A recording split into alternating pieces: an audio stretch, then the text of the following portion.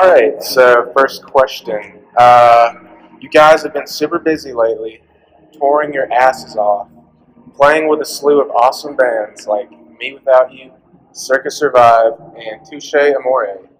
How have the show's been so far, and what's the reception for the new material been like? Show's been great. The Circus Survive tour, we hadn't put out Good Nature yet, so that was Right. kind of the end of the Peripheral Vision cycle, which was cool. It was the biggest support tour we've ever done, so it was eye-opening in a ton of ways. Those bands were both rad to get to know. And I feel like it gained us a lot of new fans, like moving forward into the new record cycle. So, it's been a long time coming with the new record, but we did Europe like last month, and it was incredible, way better than we ever thought it would be. Like every show sold out in the UK except for one. And then so far in America, these shows have been great too. Like I think this is like the sixth show, and they've all been crazy good. Alright. So it's been better than we ever expected. And y'all played in Australia too, right? Yeah, also before Good Nature. It's getting creepy. All right. Helps that says hell crazy. I know. All right. Good Nature is your third record with famed producer Will Yip. What is your working relationship with him like, and in what ways does he influence the way y'all work in the studio? At this point, he's basically just more of a friend. I mean, it's it's like working with a friend. Magnolia was 2012 we recorded it, so yeah, it's been a long time, and like we work, like when we go in there, we spend a month at a time together, like basically all day. So the bond is long established, and at this point, it's it's easy. It's like we treat him as a fifth member of the band. So Oh, that's cool. his ideas are the same as if Casey or Danny says something, and it's really really cool because he obviously has a whole different perspective on it because he has a different background than being in a band. So I never really see myself working with too many other people. Right. He's fantastic. Well, that's awesome. What's that? That's the metal band that's playing at Heaven, right? Yeah. That's it. You want to go? We can go on the bandwagon. Okay. Let's try that again. All right. Next one. All right. The last one leads into this one. Will Yip is credited, in addition to producer, recording engineer, etc., as being a writer on the last two albums. Yeah. Okay, I was going to ask, what was some of the work he contributed writing-wise to those records? Yeah, so basically, like I said, he's like a fifth member, or a fourth member, or whatever. Yeah. Another member of the band. So, essentially, like we'll go in with the record, like however much percent done, And but at this point, I think we fully expect a lot of it to change. So he'll be like, all right, for example, Good Nature. A lot of the bass lines and stuff were a lot more like bouncy, a lot more rhythmic, and like I wrote most of them just on my guitar. Cool. And he was like, all right, these parts are really cool, but let's change it to like, let's alter it a little bit like this to make it match the drums better. Or let's change it like this because right now it's a little dissonant with this song or with this guitar part, or stuff like that. Or like a guitar part, this is too busy. Let's go with something that's hitting on the quarter note instead of the eighth note. Just like stuff like that. That like kind of, I know that I myself think of everything from a guitar perspective, just because first and foremost I'm a guitar player, so I'm always putting too much shit in. It's like it's too crazy. All the parts are cool, but you can't hear any of them. You need somebody there to tell you that's too much, or exactly. Okay. So, but then also he's a really big pop guy. He's like a great songwriter. So at this point now, like I love just like sitting with him. Like we'll have the music done, and him and I'll be like, all right, cool, let's listen to the song, and like we'll just come up with melody. We'll just play the song over and over again and just sing. We're like, all right, that would sound cool. Let's keep that. Let's keep going. Right. So there's a bunch of melodies that him and I like. He'll sing one part and then I'll finish it, or vice versa. So it sounds very tight knit as far as producer relationship goes. Yeah, so that's cool. It's like happens super organically. Like just want to recording records with him is like my favorite part of being in the band. So. That's awesome. All right. All right. So hold on.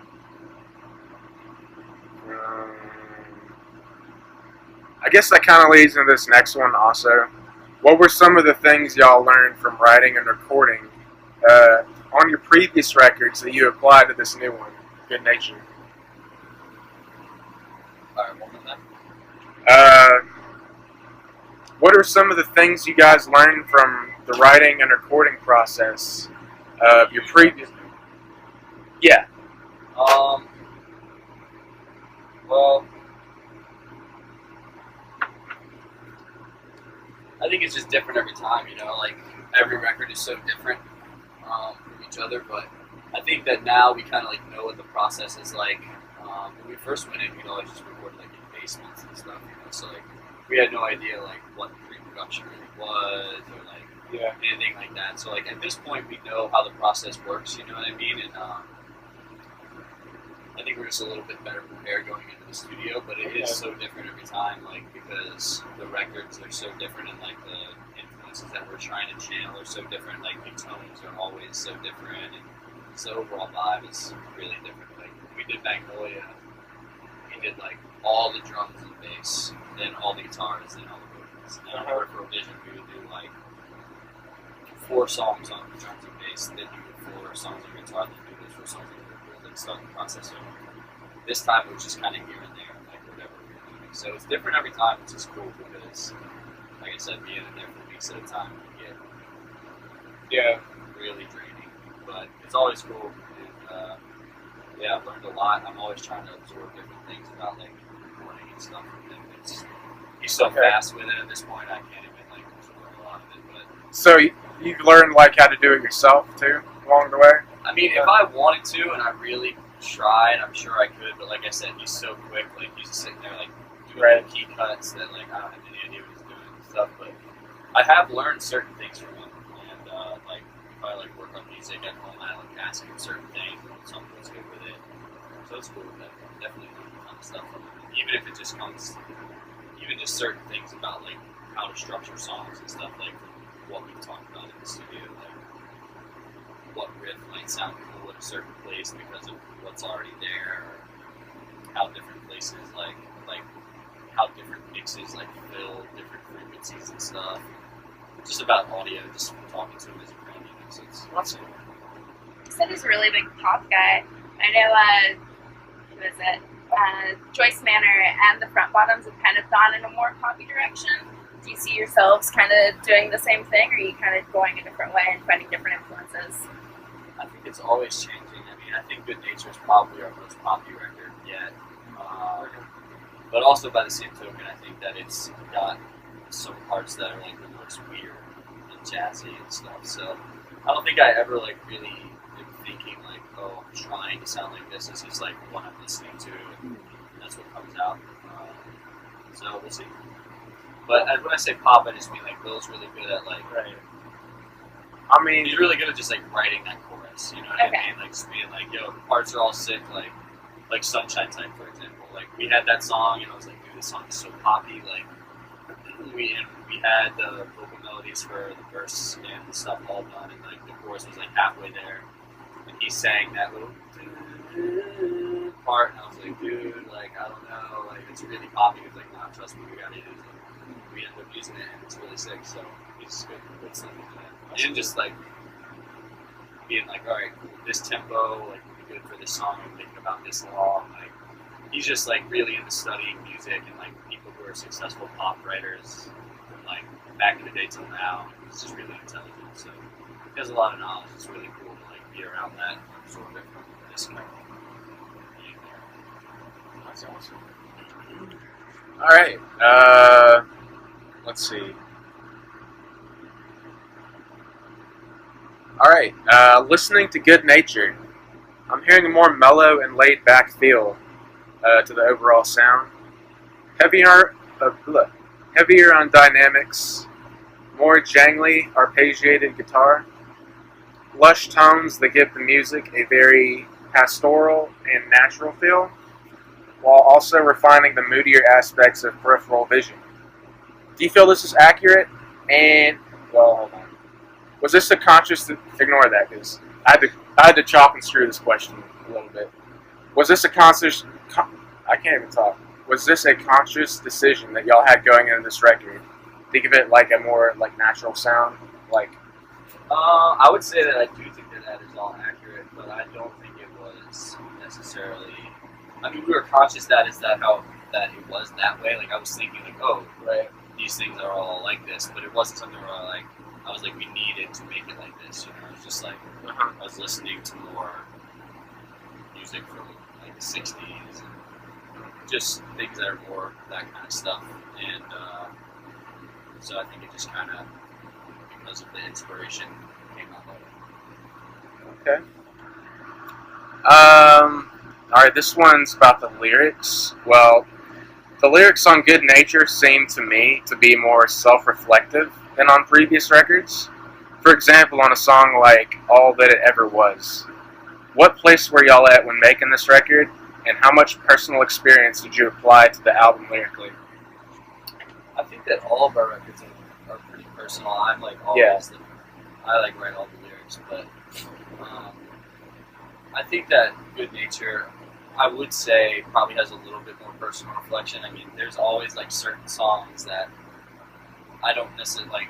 There's a lot of songs that are things that relate to my life, but there's also things where I'm just like, maybe it didn't happen to me, but I think that this is a cool story that I know exists somewhere in the world. That the same as like when a director makes a movie, it's like not necessarily something that's happened to him. It's just like he thinks he can tell the story in a good way, that they can tell the story in a good way.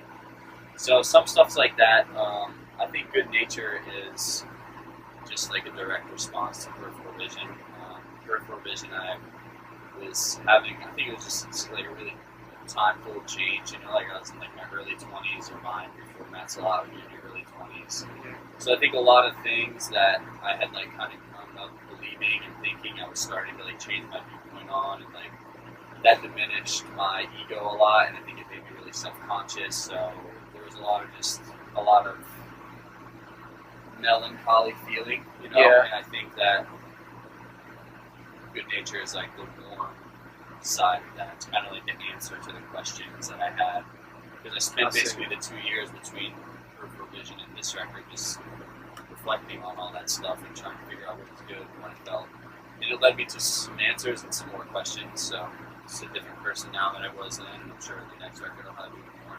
That's awesome. That's something I can relate to too, because I'm 24. I just turned 24. I was just listening to Peripheral Vision today, and I was like, some of this stuff like really hits hard. Like you get like up front in terms of like personal wise with the lyrics. So that's cool. All right, 2 more left. You got a busy month of touring ahead. What plans do y'all have after the tour ends going into 2018? So after this tour ends, we're pretty busy.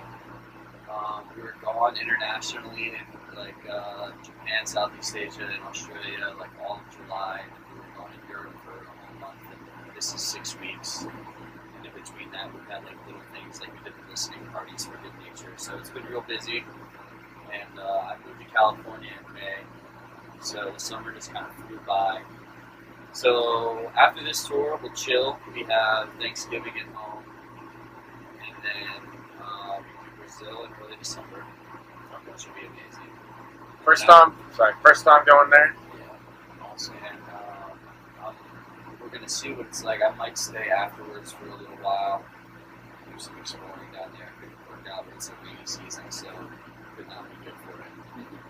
But, so we'll do that, and then home for the holidays, and we're basically off for a few months. And then come springtime, we'll try to do like festivals or get a nice, my ideal thing would be to get a big support tour. That's kind of like how it works. It's like do a headliner, get your numbers up, and other bigger bands will bring you out, play those shows, more people find out about you. Next headliner tour is a little bit bigger, and then bigger band take you out. So it's kind of a nice little system that works for the bands. That's cool. And it's worked for us so far, and the whole team seems to be behind a similar cause. So it's working good. So fingers crossed that something really cool happens in the spring. We get a cool sports tour, nothing lined up yet, but if nothing does happen, then we'll do another headliner.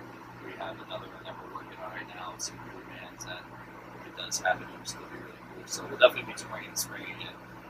and then always writing songs. Right. Looking for the next thing. You guys have toured with, I know, Lydia and then Circus Survive most recently. Who are you hoping to tour with next?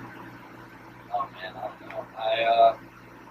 It's crazy. Like we've never really like toured with a band that I expected to tour with, and all the tours have always been like awesome. So I almost don't even like to say, because it's like it's always whatever it ends up being is always cool. Like this tour, I didn't expect like these. If you would have been like, oh, you guys want to bring on tour, I wouldn't have ever just thought of these two bands, but it's been awesome. So. I don't know. I mean, I love that new National record. I think that they're like a really big indie band that we would kill it for if we opened. So that's like, they're like one of my favorite bands. I would love to do that, but I think they're a little out of the league. So, Well, you seem like you compliment them well as an opener, so. yeah, it would be really cool. So hopefully something in that world. Hopefully something like in the big indie rock world. I know that we're trying to like get not out of, but we're trying to expand outside of just like alternative music a little bit because I feel like it doesn't get too much bigger than like circle as far as alternative bands go. That's awesome. I'd love to do another tour like that too. But so yeah, we'll see. Just trying to meet new people and do new things really. Oh, yeah. Awesome. Well, alright, this last question is from a friend of mine. He's like a huge fan of y'all's. He was just like, well, I told him, give me a question to ask y'all. I'm not asking. He said, alright, which album of yours is so far is your favorite? Like, okay. Good question. Okay. No, Good Nature. Good Nature, yeah. I think that just, if it wasn't, that probably, I think if ever gets to the point where I'm an artist and what I'm making, I feel like it's in my own mind, I don't like it's something in the past. And, why am I doing it? Right. Because I feel like, for me, art is like a way, an outlet to be like what you feel. Like, for me, like, I hear a song and oh, it's so cool. Like, I want to make something that sounds like that. So then you will it into existence. And it's cool. And so I think that's kind of the other weird thing about being in a band. It's like, we started writing Good Nature like 2.5 years ago. And so now these songs that are out, it's like, I still like them a lot. Like, we started writing Good Nature like 4 years. I mean, we started writing Perfect Vision like 4 years ago. So it's like, when people hear the music and when I hear the music, it's like separated by 2 years. So it's like the influences that people are like, oh, I think he's into Earth, Wind, and Fire. Oh, I think he's into the Beach Boys. Like, I still am into those bands. It's like, I was really into them like 2 years ago. Yeah, I get where you're coming from. But it's still cool. So it's like, it's always like a little bit weird, especially because these songs, like, when you record them, like, you listen to them all day. And then after I get the record back, all I do is listen to it for like a month. It's just like, this could be better, this could be better. Exercise of masochism or something like that. But Right. it's crazy to hear them and like play them now. It's like almost just like scales or something. It's like so well rehearsed. It's like I've heard so many times. But yeah, I still really like Good Nature a lot. And I think it always changes when you can start playing the songs live because aside from listening to it myself, seeing people how they're affected is ultimately what keeps me making music because a lot of times I can struggle with art being like self-rewarding and just being like, oh, I want to make this and show how cool of a song I can make. But then ultimately, I know that the reason I'm doing it is because when I was younger, music made me feel something real, and I know that our music does that for other people. And that's really good to know. That's a good sentiment to end on.